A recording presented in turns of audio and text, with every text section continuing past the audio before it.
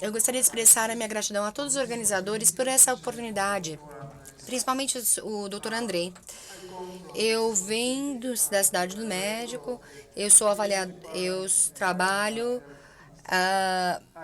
no Instituto Nacional de Ciências Médicas e Endurecimentos. Eu não tenho nenhuma conflito de interesse relacionado à minha apresentação, que vai falar de aplóticos e classes fisiopatológicos de diabetes na América Latina.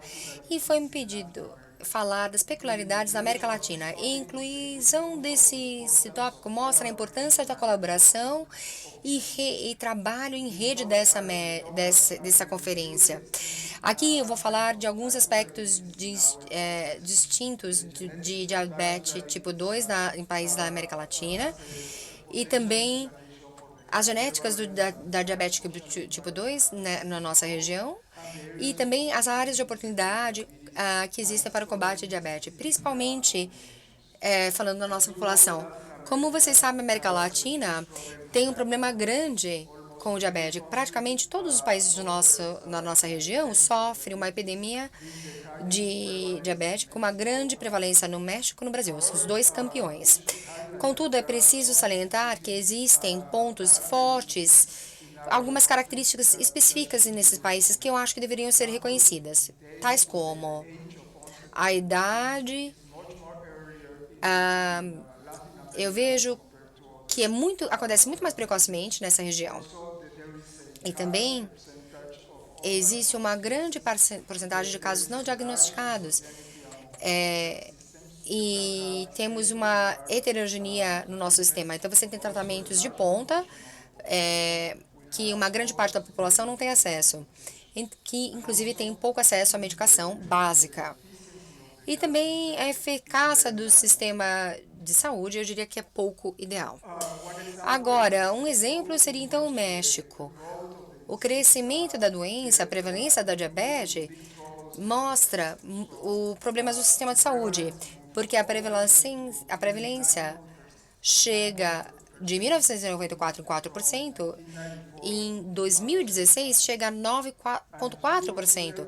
E se você for considerar todos os casos que não são reconhecidos, não diagnosticados, e você incorporar, você vai ver que o tamanho do problema aumenta, vai de 6,7% a chegando a 14,4%, de 94 a 2016. Então, a população que é afetada pela diabetes é um tanto diferente em nossos países, se compararmos com os europeus. Por exemplo, 22% de todos os diagnósticos são identificados antes dos 40 anos. Como consequência, eles vão ter que viver com a doença por pelo menos 20 anos, tendo um impacto na qualidade de vida e na sociedade como um todo. A produtividade desses indivíduos são bem mais baixas se você comparar com a população sem esse problema. E também, agora o foco tem sido maior. Indivíduos que têm mais de 50 que pedem a oportunidade de identificar esses casos. Aqui, o impacto da diabetes tipo 2 deve ser medido não só em relação à mortalidade, mas também devemos incluir a morbidade e a qualidade de vida. Aqui nós temos esse consórcio com esse projeto, onde nós podemos observar as imagens que vêm do Brasil, do México e de todo o mundo, bem diferente em relação ao aquele que vem do mundo, né, o do Brasil e o do México. E nós temos, quanto maior o quadrado e mais forte o azul, é maior o problema. No México, a diabetes e a doença renal crônica é muito mais considerável do que por exemplo, a insuficiência cardíaca coronária, de uma forma bem similar em comparação com o resto do mundo.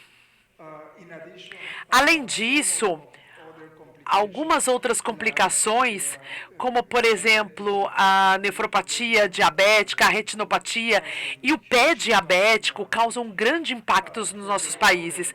Além disso, nós também temos a adiposidade, que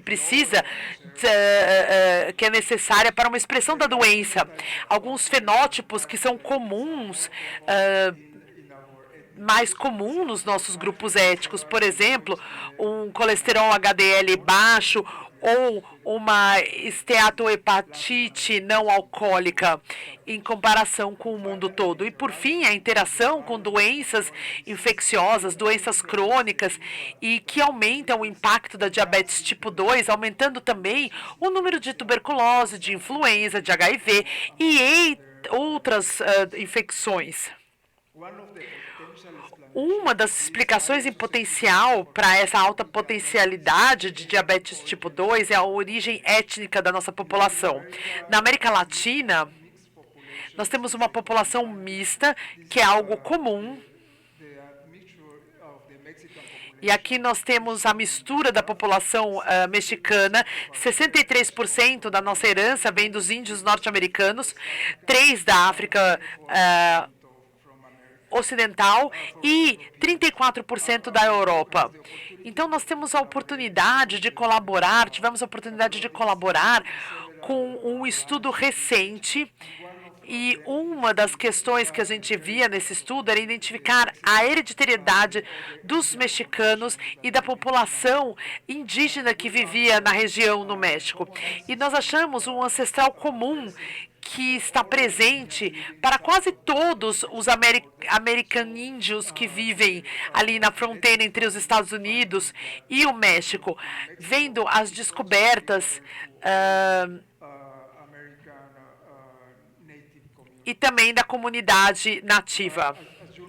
Como vocês sabem, a diabetes tipo 2 é também uma doença muito significativa e vocês podem ver todos o que está envolvido e associado também ao odds ratio de 1,7. Nós temos distúrbios também que afetam a população de uma forma menos significativa, apesar de termos alguns genes que são envolvidos na diabetes tipo 2. E nós também temos a população latino-americana que desenvolveu este estudo, que são das variâncias de sequência do SLC16A11, incluindo mais de 4.000 indivíduos. Foi publicado na Nature há 5 anos atrás, onde a maior parte da associação genética dos caucasianos podia ser replicado nas nossas populações de ancestrais. Por exemplo, o gene da diabetes tipo 2, que é o TCF7L2, estava presente em 23% de todos os pacientes. Além disso, nós também temos o fato de que nós temos um alelo específico e ambos têm um impacto considerável na patogênese. O primeiro, chamado SLC16A11, associado a um odds ratio de 1,28, bem próximo àquele dos dados com o TCF7L2. E, além disso, nós temos um polimorfismo localizado em mais de 3 genes no HNF1-alfa, apresentado nos pacientes com diabetes e estava associado a um odds ratio alto de 3,28. Eu vou concentrar a minha apresentação. Então, antes desse relatório, nós não tínhamos muitos dados sobre esse transporte. Aqui nós temos um gráfico que traz 2 implicações muito importantes. Um novo mecanismo envolvido na diabetes tipo 2, que agora está tendo medicamentos e abordagens desenvolvidas como uma nova forma de tratar o diabetes tipo 2. Além disso, fala também sobre a genética e porque esse polimorfismo era na contribuição genética dos primatas de Neandertal para a diabetes do tipo 2. E nós revisamos todos os bancos de dados no mundo e o único local onde nós encontramos essa variante foi nessa coleção de informações. Os mexicanos possuem uma baixa porcentagem dessa carga genética em comparação com os caucasianos. Só 2% de todo o genoma é proveniente dos neandertais. Nos caucasianos representa 4%. Então, isso deve ser uma vantagem específica conservar essa variante. Nós também temos o SLC16, que é um grupo de transportadores. Então, principalmente aminoácidos, como o beta-hidroxibutirato, que implementa um ciclo atendendo às exigências. Para a classe dos transportadores de OH, eles também precisam de uma proteína auxiliar aqui ao basogene. Aqui nós também temos um outro estudo que demonstra o knockout desses transportadores presentes na lipotoxicidade e também nas culturas de células do fígado. As células acumulam triglicérides, se tornando lipotóxicas, e esse é o principal explicação patofisiológica, ou pelo menos a mais aceitável para o diabetes tipo 2. E as variantes nessa publicação da Cell, nós temos uma estrutura secundária que foi relatada e também os mecanismos onde nós temos esse haplótipo que está presente, associado a diabetes de tipo 2. As carreiras desses haplótipos também têm a interação com a proteína, que está reduzida ali nos números reduzidos de transportadores presentes nas células. Ele é específico de forma que ele impacta de forma considerável para a homeostase. A conclusão que nós temos aqui do Russo em 2017 é que nós temos algumas variantes dos riscos de diabetes tipo 2, diminuindo a expressão genética e também a localização da membrana, e também acaba aumentando os diaglicerols, os triacilgliceróis, aumentando assim o risco de diabetes tipo 2. O nosso grupo estendeu essa observação realizando um estudo em vivo que foi publicado alguns meses atrás no European Journal of Endocrinology, concluindo que esse haplotipo está associado à ação reduzida da insulina, uma maior transaminase, uma maior quantidade de transaminoses e os adipócitos com um grande tamanho. E também as comorbidades metabólicas. Um dos principais fatores descobertos dos fatores de risco são as altas concentrações de SAT,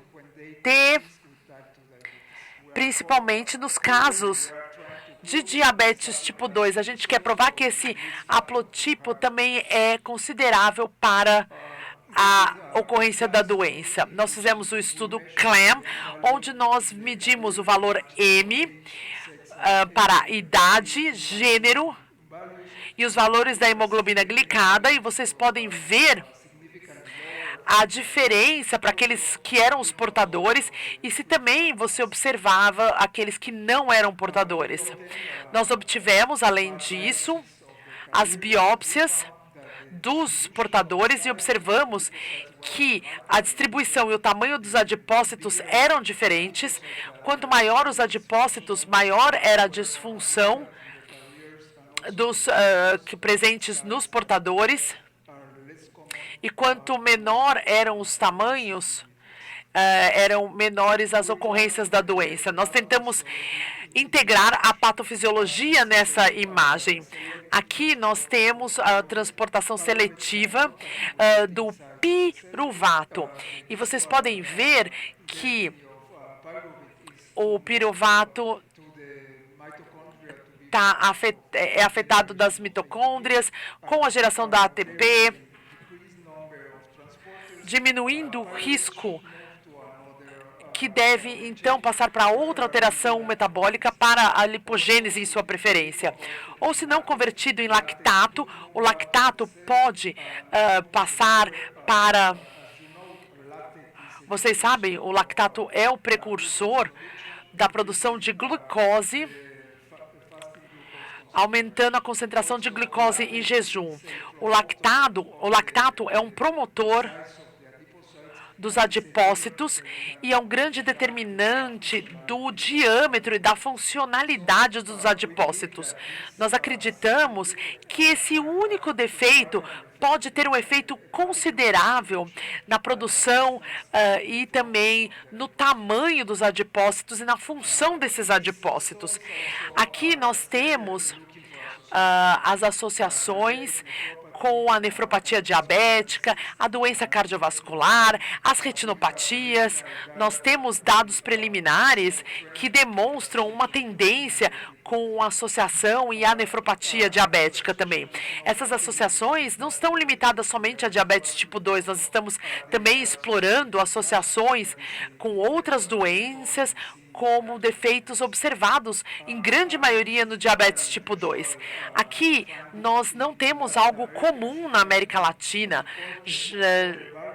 porque nós temos algumas variantes presentes, como os distúrbios metabólicos, como o colesterol HDL, onde nós temos 230 ABCA1, nós também temos alguns genes, alguns variantes genéticos para a hipertrigliceridemia, como o APOA5, e para o NASH, o mais forte, ou pelo menos o mais conhecido em sua associação, é o PNPLA3, principalmente para os mexicanos descendentes dos nativos americanos. Nós propomos exatamente o mesmo fenômeno, por exemplo, aqui no México e na América Latina, eles estão considerando a nefropatia como um grande problema. E o México tem uma das maiores cargas dessa doença causadas pela nefropatia diabética. Então, essa seria uma grande oportunidade de colaborar na pesquisa e na busca de como melhorar a suscetibilidade na neuropatia diabética nessas populações mexicanas. Eu gostaria de encerrar a minha apresentação trazendo algumas reflexões. Primeiro, a pesquisa que é feita globalmente, proveniente de diversos lugares do mundo, deveria considerar as peculiaridades de uma determinada população. Na América Latina, a gente tem um ambiente especial, a peculiaridade do sistema de saúde e usuários, e até mesmo o sistema de saúde em si. Nós temos que perceber todas essas características para poder atender e assistir todos os pacientes. Nós estamos juntos com os Estados Unidos, com a Inglaterra, com os países da América Latina, tornando possível que essas peculiaridades poderiam ser analisadas de uma forma mais profunda, junto com o conhecimento que seria importante, quem sabe, para outros países. Então, uma única instituição poderia fornecer conhecimento para todo um continente. Eu vou encerrar a minha apresentação com essa citação. É difícil passar pelo seu próprio caminho em uma vila, mesmo que essa vila seja global, mas o sucesso da ciência está mais em a gente passar por uma prática que é cada vez mais inovativa, e os iconoclastas, os desbravadores e os marginais podem colaborar amplamente com um mundo que tem dificuldade em florescer. Então, aqui nós temos cada um dos pontos que são as colaborações de uma instituição com a outra. As Américas, a África. E nós temos cada vez mais pontos de colaboração, acredito, no final do nosso encontro. Eu encerro apresentando os nomes daqueles que colaboraram com